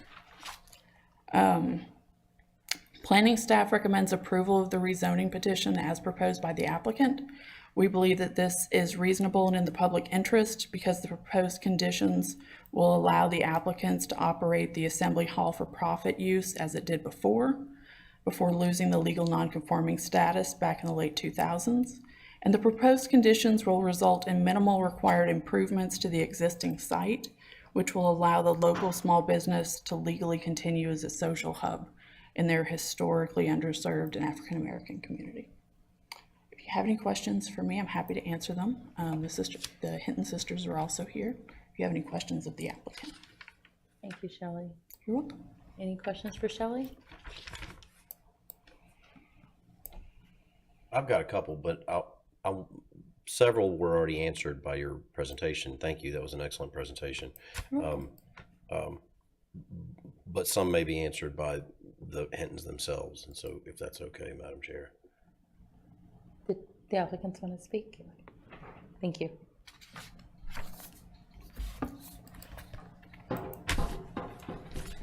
Good evening. Good evening. It's after 6. I am Natalie Hinton Brooks. I am accompanied by my sister Annetta. And Shelley has basically pretty much said everything on. I have my little paper here. But I would like to say that our business does proudly hold the distinction of being the only African-American establishment that is still in operation after 48 years. And again, it was erected by my father, and this building to us stands as a testament to his legacy. He passed away in 2008, and we're just trying to, maintain his pride and joy because that's what it was to him. Our desire is to continue to serve the community and the surrounding areas by serving the community with family reunions, birthday celebrations, weddings, receptions, events for children, church activities, and the community as well, because we currently host the Feltonville Community Organization meetings free of charge in our building. And we are just kindly requesting that you allow us to continue to serve the community and to continue to honor our father's legacy, and that we extend our heartfelt gratitude for you for your time and your consideration in this matter. So do you have any questions for us? Thank you so much. You're welcome. Preston? Sure. So first of all, I just think this is incredibly exciting for you. And It so is. congratulations. I Thank think you. this is outstanding. I'm curious, in your conversations and going through the pre-application process with staff, because this is a lengthy process, as you're learning. Yes. And an expensive process. Yes. Based on the proposal, and it being consistent with the future land use map, it feels like that you're limiting yourself to just those three uses. Now, obviously, that's what you want to do. You want to carry on your father's legacy, and that's exciting. But in looking through the use matrix for all other uses in the PC zone, obviously there are a number of other uses in the PC zone that would be incompatible or inconsistent with the flume along that section of Old Smithfield. But there are also a number of other uses that would be wonderful and very consistent with future development. We hope that you can operate this hall for another 15, 20, 30 years, but it's family property. And so is there, in your conversations with staff, was there conversation about what happens, what kind of entitlements do you hope to have on the property if and when you decide to do something else? So I'll leave you with that. And then there's kind of a part B to that question, and that is, when I was looking on GIS, it appears that you also own 5900, Yes. the property immediately to the left. Yes, I live there. Okay. And I didn't know whether or not, and so since that all falls under the same future land use category, if you wanted to include that in the rezoning. Now, obviously, that would potentially make your home non-conforming. Some people are fine doing that because they know that they're opening up opportunities for themselves moving forward, as long as it's consistent with the general plan for the city, as long as it's consistent with what the community wants and our adopted policies. So I'm just curious, in those conversations, were those held with staff? And Shelley, certainly feel free to jump back up as well. It just feels like you're limiting yourself. We are open to possibilities, but we're just basically trying to continue to do what we were doing because we thought that basically that was all we could do at the time. And we do know that we just cannot afford to just let it sit there and not do anything. So we are open to possibilities of doing things, in the future, other things. And I'm hoping that the zoning that we receive will allow us to do that in the future. Sure. If we don't do it, maybe our children can do it. But so I'm hoping that we can do other things.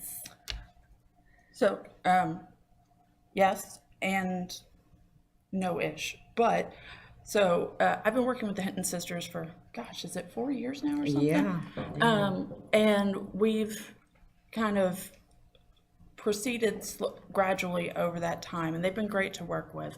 So the three uses that are currently listed are the only ones that they would be allowed to use at this moment with this particular rezoning case. Now, that being said, if you were to decide that you wanted to spend additional money in other ways on the building and on the site, and you wanted to come back and add additional uses later, that's definitely something we can work with you on. It would have to go back through the same process, but generally, once you get that initial rezoning and barring certain types of uses, adding others that are compatible is not typically that big of a deal with planning board and town council. That can vary widely depending on what the uses are. When we spoke, we did speak about a variety of other options at the time. We talked about possibly adding the bar and nightclub option in here to let it be a full-on bar. I feel like we may have discussed a possible restaurant option, but I'm not 100% sure. It's been 4 years, so unfortunately, there's a lot. We do have a commercial kitchen. You do? Yes, we do. I remember talking about that with you. I remember thinking that's great, especially for those weddings and things like that.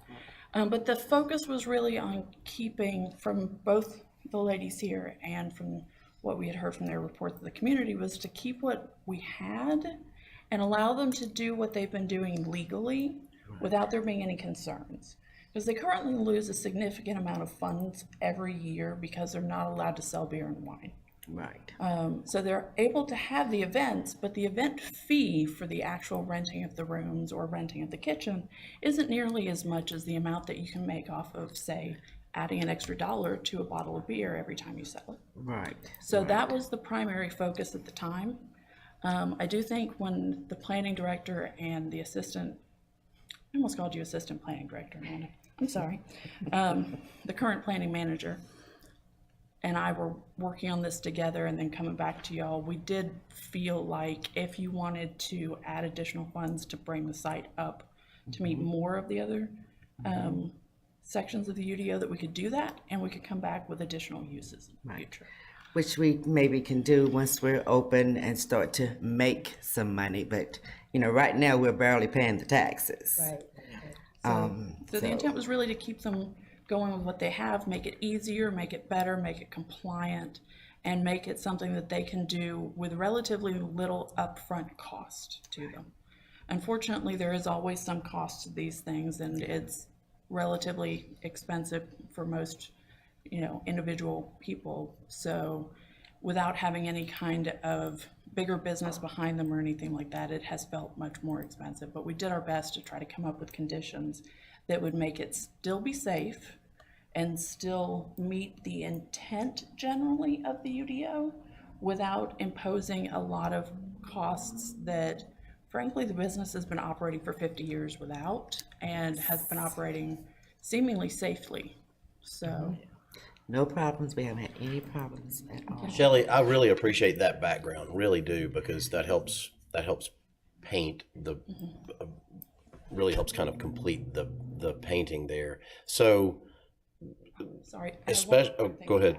I apologize. I'm going to forget it if I don't say it. The sisters have been a long time part of the Feltonville community, and Feltonville has a lot of really tiny little houses that are owned by elderly folks. And when we were initially talking about this, they had actually, their family friends with someone that the town has also worked with regularly.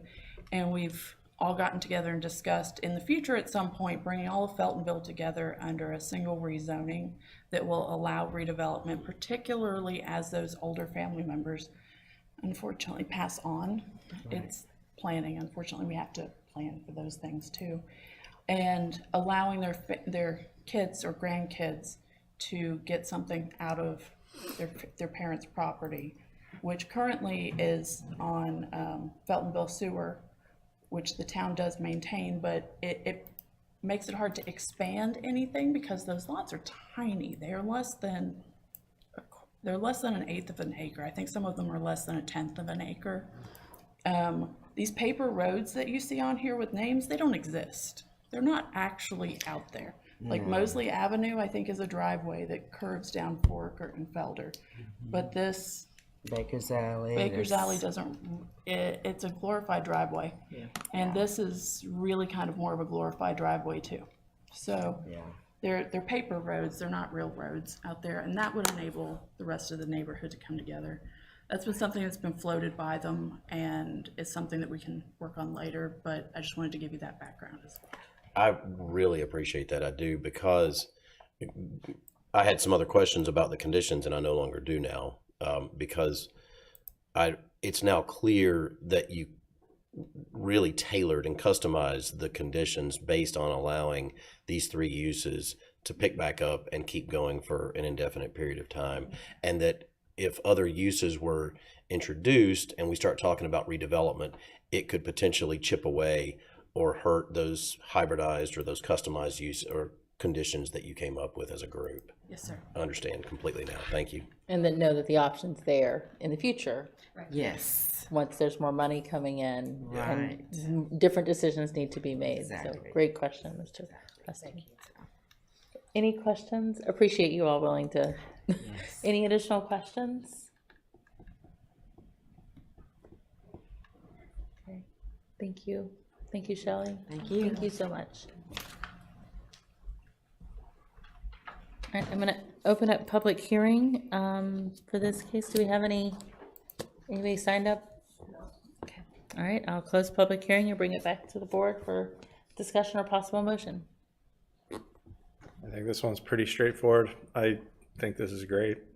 I love the story. I love the optionality in the future and what the sisters are doing here. I am 100% in support and like to make a motion for approval.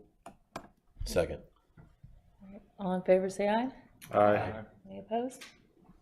All right, passes unanimously. Thank you.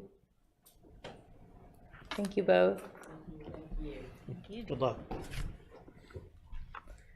All right, now we're going to move on to new business. And Mr. Patterson for possible motion regarding various amendments to the UDO.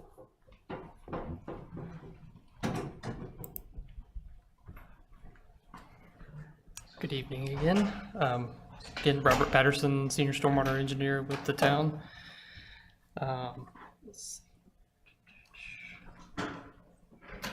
So this first slide has a lot of text, but I promise you that the next few that go through the details are much more succinct. In general, this UDO amendment covers the addition of the nutrient stormwater strategy as required by the state of North Carolina, as well as pulling in mitigation requirements when buffer mitigation is required by development applications. The state in, I think it was 2015, revamped all the buffer mitigation requirements and added a whole lot more options. So this is just kind of pulling that in. We're already implementing it that way anyways. This is just formalizing it in our UDO, excuse me, in our UDO. And then the last piece is updating, in a similar way, updating the built upon area definition that the state changed in the statutes. So in section 6.1, the watershed protection overlay districts, again, we're adding that Neuse River Basin nutrient management, and I've got another slide that goes into a little bit more detail, as well as updating the riparian buffer mitigation. And then in section 12.2 is the definition update.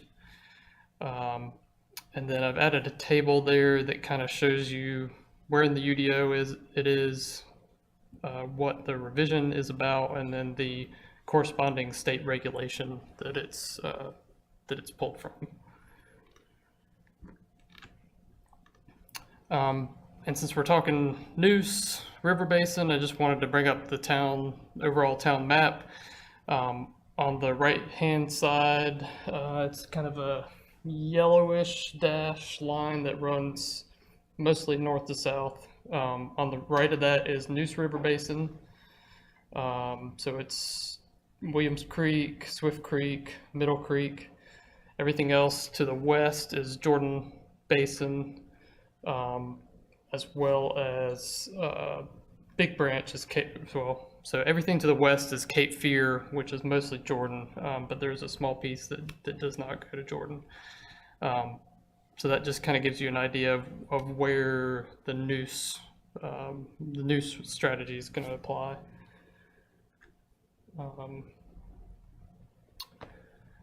So with the Neuse, essentially the state updated the Neuse rules, and the previous version had a list of subject municipalities that had to implement those rules.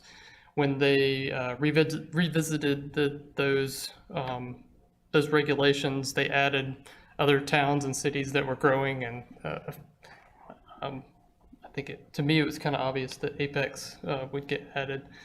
So there were quite a few that got added, and then so as part of that process, we had to revise our UDO that met the state's minimum standards for that nitrogen loading rate, which is any new development would not be able to discharge in their stormwater anything over 3.6 pounds per acre per year of nitrogen. So that's kind of the key change that we're going to have to start implementing in the Neuse River Basin. So again, think that whole eastern side of the town. I won't get into details. As part of that, you know, there's different thresholds that they can meet before they're able to buy down nutrient credits. There's a whole lot of detail with that, but in general, at the end of the day, they have to demonstrate that they're meeting that 3.6, either on-site or a combination of on-site or off-site mitigation. So land disturbance thresholds currently for all projects townwide before any changes to the noose is if a project's going to disturb an acre or more of land, it triggers the stormwater requirements. So 6.1 kicks in. They have to either be low density with 12% built upon area or less, or if they go above that, they have to provide the stormwater controls that y'all are, I think, all familiar with, or at least have some experience with: wet ponds, bioretention, things of that nature. And you can see in this middle area, the minimum required per the state regulation, part of the noose rules drops that threshold to a ½ acre for essentially anything other than single family detached or duplexes. So any commercial, multifamily, townhouse developments, industrial, anything else other than single family detached or duplex, that threshold drops to a ½ acre for when those stormwater requirements get kicked in. What we are proposing as currently written is for consistency of implementation is that we also include ½ acre on that Jordan Cape Fear side, mainly for consistency. The Jordan rules that are on hold from the legislature have that ½ acre, so eventually at some point that may be a state minimum, but this is what we're proposing here in the bold box, is that 1 acre for single family duplexes and ½ acre for commercial, multifamily, everything else, townwide.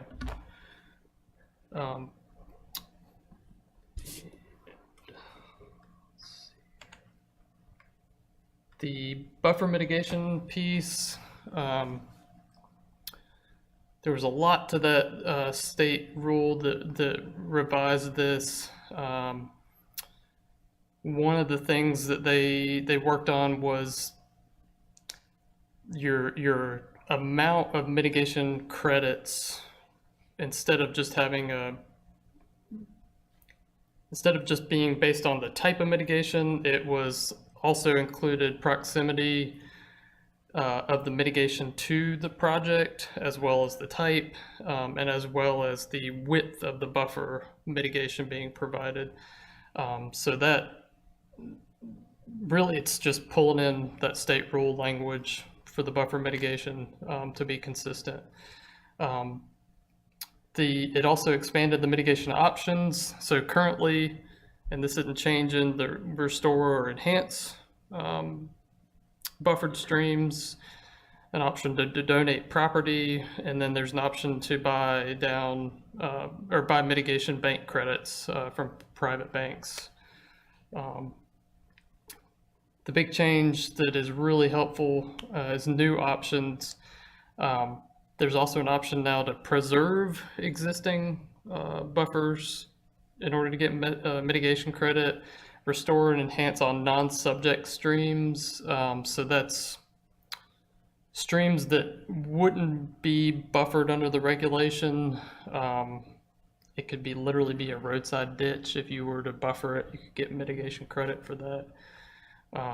And then also enhancing SCM design and size to provide excess treatment to compensate for that loss in buffers. even though the town implements the Jordan buffer rules and therefore buffer mitigation that's required in the Jordan, the new options that the state has allowed anything, so any new option mitigation proposed, we would have to send to DEQ to first kind of approve that that it meets their requirements, and then we'd roll that into our approval at the town level.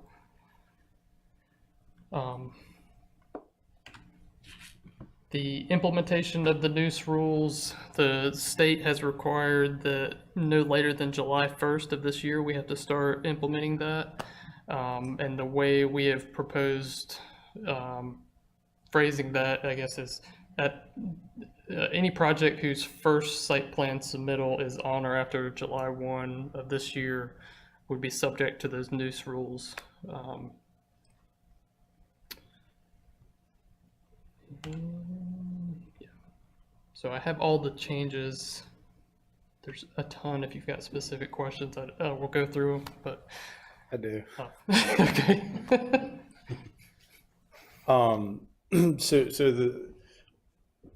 I'm working on a big project in Apex, and it's in the Cape Fear, non-Jordan, and we're impacting buffer, and we had to kind of follow the new strategy, and it kind of got into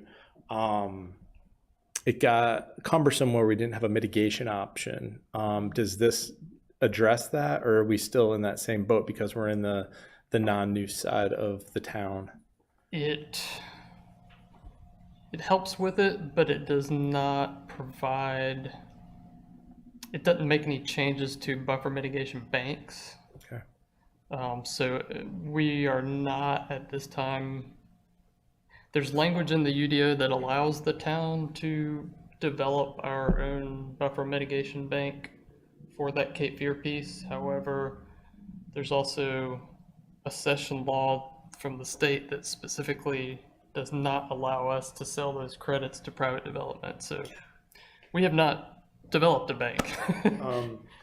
Part two, Jordan is very, I would say, probably in worse shape than the Noose when it comes to nutrient overload, mostly due to like the Durham side of the lake. Are there nutrient thresholds due? Like, are we pulling that in because of that asterisk that you had on the one where like the area disturbed? You're like, all right, well, if you're in the Cape Fear of the Jordan, is that pulling in the nutrient strategy from the Noose into the Jordan? No. So yeah. So to be clear, that 3.6 nitrogen threshold is just for the Noose.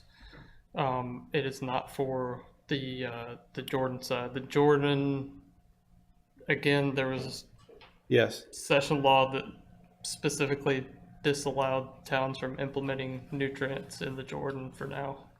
So just for fellow board members, one of the things I've been advocating for, because my property backs up to the Jordan and there's a waterfowl impoundment, I'm pretty hopeful that developers are savvy enough to know that, you know, we need to protect that water. And so I've been asking, can we adopt on a voluntary basis more nutrient removing stormwater control measures? And in general, all stormwater control measures will remove nutrients, so it's not too big of an ask.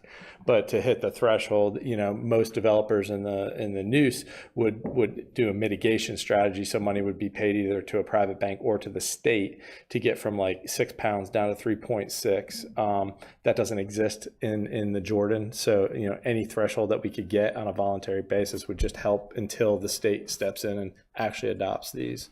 So in case I get hit by a bus tomorrow, you guys can carry the torch on that. Thank you. Got you.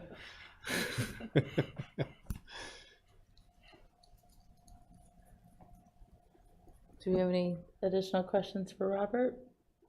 Robert, I didn't know if you wanted to, if there anything else specifically you wanted to highlight, but did want to also open it up for questions.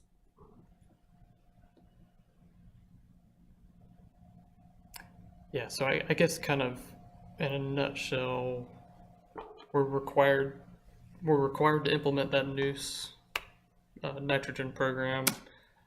So we're doing that, and the the state Environmental Management Commission has actually already approved our draft UDO revisions. So we're good on their side. And then the buffer changes are essentially just pulling that same language in from the state laws or state rules.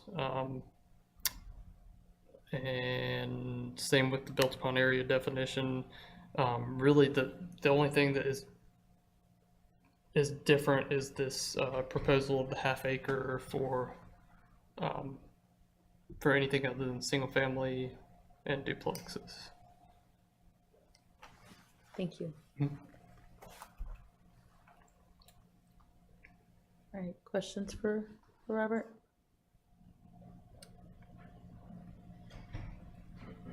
We'll bring it back for discussion and possible motion.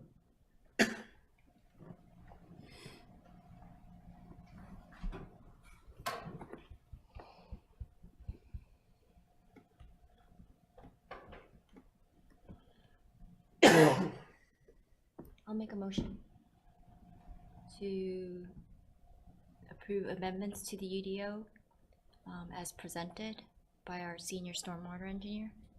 Thank you, Sarah. And a second? I'll second. Thank you. All in favor, say aye. Aye. Aye. Any opposed? All right, that passes unanimously. One final motion. I'll make a motion to adjourn. All right, and second? I'll second. All right. All in favor, say aye. Aye. All right, we're adjourned. Just real quick, I wanted to let you know, I got confirmation, the QR code is already on the buses. Thank you. I assumed that would be the case, but. And that is why I asked. I was like, I hope that would make sense to me.